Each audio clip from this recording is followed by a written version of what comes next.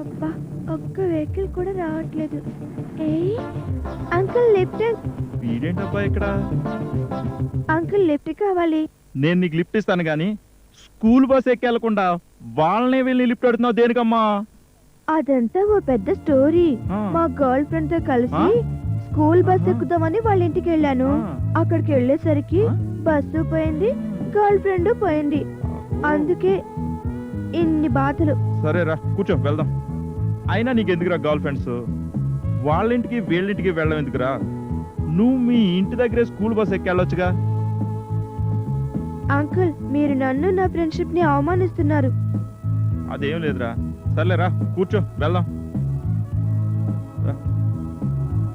Hitech కుర్రాడు.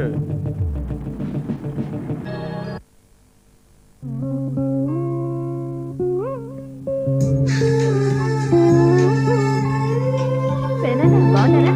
బాగున్నారమ్మా. ఏంటి గుడి చేస్తున్నావా? ఈరోజు అమ్మ గిఫ్ట్ తెచ్చుకున్నానా?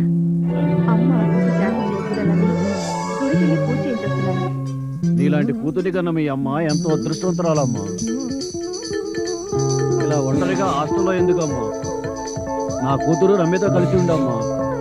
రమ్య కూడా నిన్ను ఎక్కడ కనిపించినా ఇంటికి తీసుకురామందమ్మా. అదమ్మా వెళదాం.